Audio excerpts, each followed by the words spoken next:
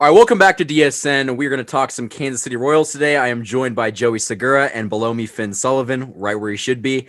And we are going to talk about our first reaction to the Kansas City Royals. I believe spring training is less than a week away. No, opening day is less than a week away.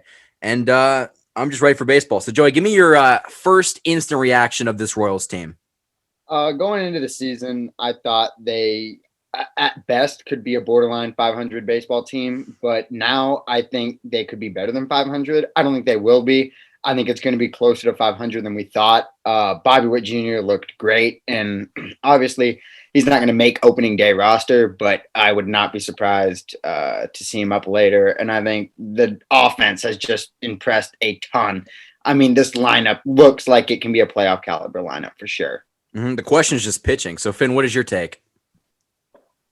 I've been actually on this team since before we even signed Andrew Benintendi. And as soon as we signed him, I was in. I think we're maybe a 90 some odd win team this year.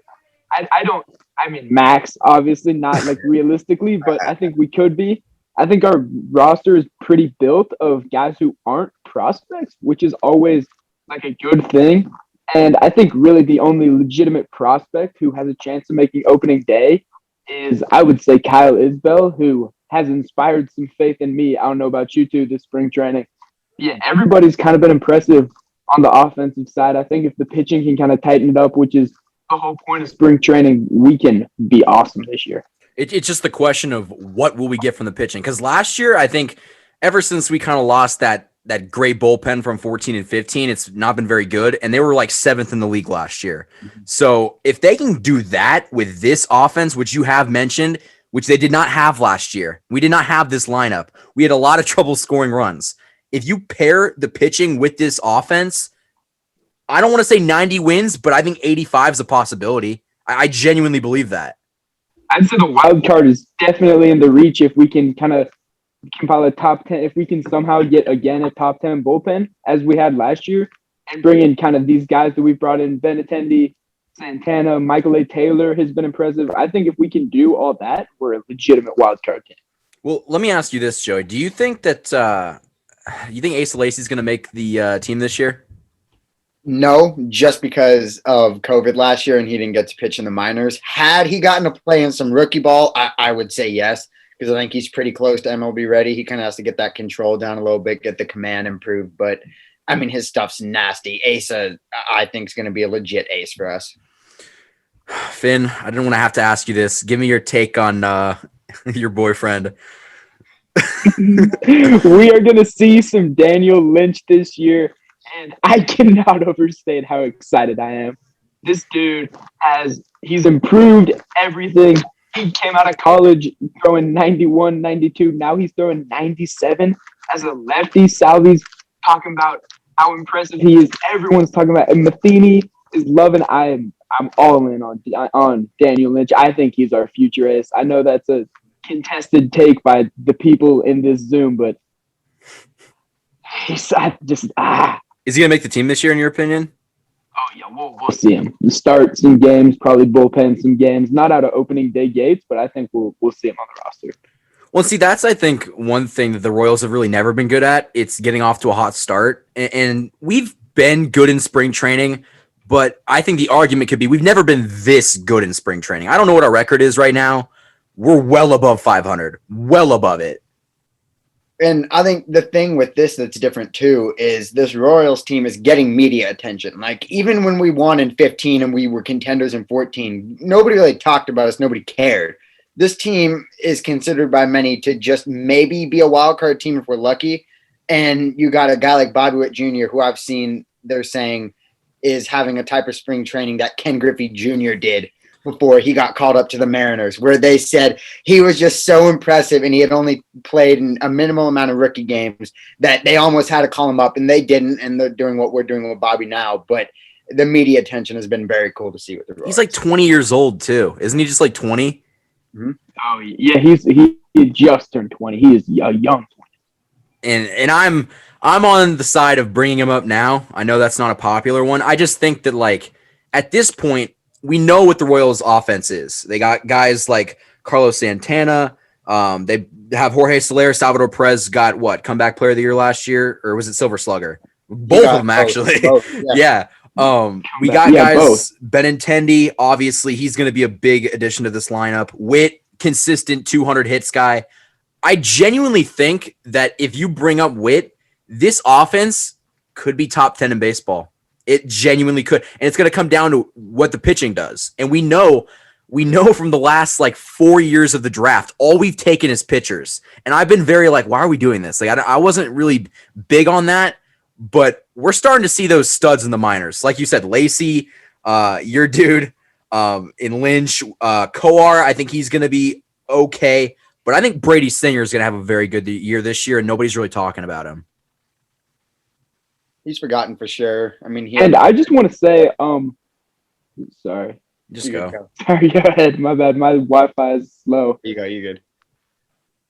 All right. So I want to talk about Nick Prado and Kyle Isbell, two dudes who came out of the gates hot when they were drafted. They were awesome. Then 2019, they both were kind of atrocious, and they both looked awesome in spring training too. I think at least depth this year. I think you can kind of add to the offense in that portion too, because injuries are a big part. I think that having a more complete team with some younger guys who are going to learn is also going to be big.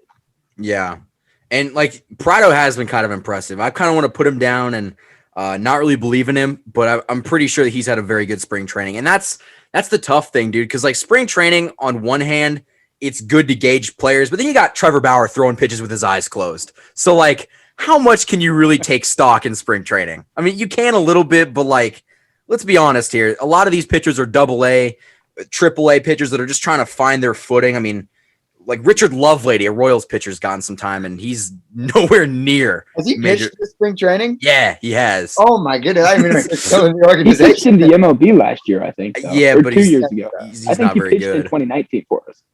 Yeah, I thought he was even in the organization. I thought he was gone. Not very good, but like that's what I mean, dude. It's like you don't know what to expect because it's spring training. Everybody's trying different stuff. So I hope that Prado is a viable option, but I think that honestly, right now it's Santana, and that For sure. that might be the best addition the Royals have ever added. Is that the greatest signing in Royals history? I can't think of it. I mean, no. Whoa, Because Whoa. Finn, the greatest signing we've had in the last 20 years is Kendrys Morales, and I don't think it's very close. Oh, okay. My bad. Because Now, is it the best signing? Santana's the first player that we have signed in a long time who has legitimate all-star level talent production. That we don't do that. Gets on base too. That dude's gonna walk a lot. Monster. That's what the main reason why we got him is our on base percentage was horrible as a team last year, and it killed us. And they went on, they addressed it with Santana. Oh, let me bring this up really quickly. I know that we've talked about Prado. Where do you think, and I'll start with Joey, where do you think that Ryan O'Hearn fits into this lineup? I don't think he fits in this team at all anymore. I was a Ryan O'Hearn believer. Like even last year, I was like, I wanted to give him more time because I thought he was good. I forgot it was 18 or 19, whichever year he made his debut in, because he was pretty good his first couple of games, and I thought he could be decent. I don't think he has a spot anymore. I think McBroom has solidified himself as our bench bat, as the main DH guy, not DH, but backup bat that you can have. He's lethal as a pinch hitter. It's dingers, dude. He'll come in like the bottom of the eighth inning, hasn't stretched or nothing, and he'll just go deep. Which O'Hearn I think is probably done before, but it's not as consistent. Finn, what do you think? Where is O'Hearn fit? I think if you've paid attention to kind of my Royals takes in the past, I've been a truther of a lot of our first basemen, but right now I think the best place that Ryan O'Hearn fits is honestly like lower high A ball for us. I think realistically, I think above that is just a waste of a spot. I mean, at this point, he's just the odd man out because there's just, and honestly, you mentioned this a couple days ago, Finn. We have so many like good players that we don't know where to put them now. Like we don't have spots open, and that's not a problem we've had in the past couple of years. I would say that probably the only hole is, in my opinion, Michael A. Taylor. I don't think that he can be like a great player. I think that everyone else in this lineup, though, has the potential to be a very good player. I think Taylor's just going to be kind of eh. Yeah, I think he'll be I think the X factor of this lineup, I don't know who you guys think it is. I think it's Mondesi, because if he can stay consistent, Mondesi could be a legitimate star in the MLB. I mean, he has all the talent. We're just waiting for him to put it together and get consistent. If he can put together an end of 2020 and put that and take it and move into 2021, he's going to be crazy. Dude, he's fast as hell. He's got some sneaky pop. He's got a little bit of pop. Yeah. Like I said, great base runner, very good fielder, underrated. I mean, I think like you said, he's got all the tools. I would probably say my X factor though is I'm going to go with Witt. I think that Witt is kind of the dude that sets the tone. He obviously hits leadoff. I think that it all starts with Witt. If he gets on base, that's going to put the pressure on Mondesi. And I think that as long as you can get guys on base, good things are going to happen. And Witt's the perfect guy to do that. So going off of that, where do you? For me, I'm gonna go a different way. Go a different way. I got to go a different way. I can't let you just have players who, if they play good, they're the X factor. Nicky Lopez is the X factor of this team. Because if he plays like Nicky Lopez, then Bobby Witt is coming up quicker than anybody expected, and that will be fun. See, I don't think he's coming up even if Nicky's terrible. I think if Hanser Alberto is decent, we're not going to call Witt up until the end of the year. If both of them are terrible, though, we're going to see Witt up. Dude, if Hanser Alberto and Lopez can kind of do a platoon system, and they're just like even if they hit ninth, I still think that they're not going to bring Witt up. I think they're going to probably give him that time. I don't think that they should. I think that he's major league ready. I think that might as well let him develop at the major league level. I mean, obviously he's mashing in spring training, but that's not how the Royals are thinking, and I understand that. I mean, right now, I think the belief is on this team that they can win, and I think that Whit Merrifield is someone who I think kind of exemplifies Kansas City. Like, obviously, he likes to play the game and everything, but you know how frustrated he was with losing. He looks happy now. He's like, all right, this team is good. I think he believes that they can do something. And even if they're not a playoff team, winning like 80 games or going 500 or just something along those lines, that's such an improvement from what this team has been. I think that it would almost be a major positive thing going into the future. It would be huge. I mean, and it reminds me of, and Royals fans talk about it a lot. Back in 2012 and 13, we started to turn from 100 loss to treading your way up towards 80.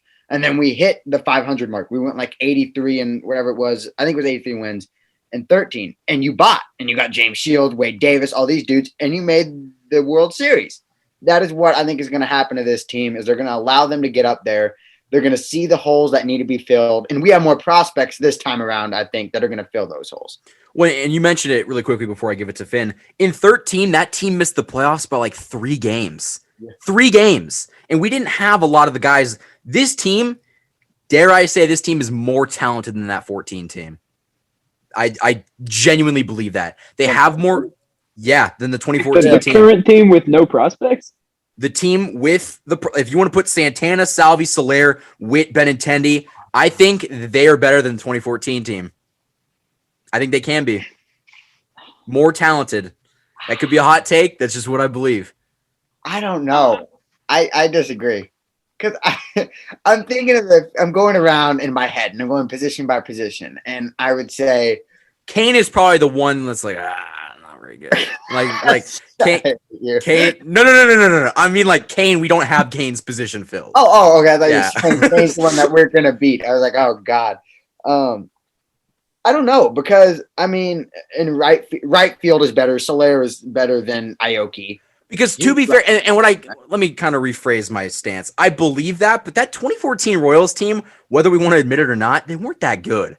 They're all right.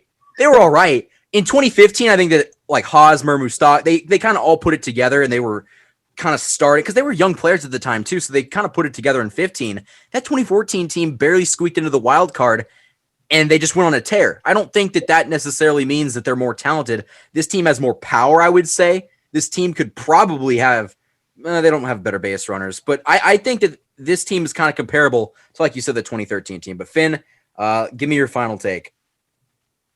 Final take. Look, I think we've got some holes, but I think maybe right field's a hole. I don't know exactly how the roster's going to shake up. Maybe Dozier moves out, but I think eventually I think we have a problem with putting players in spots, which, like you talked about, is huge. But I think that we could legitimately go on a tear. I agree, though. It all comes down to if Lynch can come up and make an impact this year, we've got a legitimate 3 guys in Brady Singer, Daniel Lynch, and Brad Keller. And you've got Chris Bubich,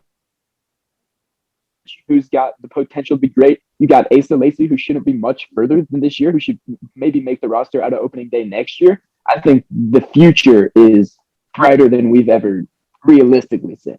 And as a Royals fan, as much as I like to dog on this team, and these two know it, I am not a happy camper when it comes to the Royals most of the time.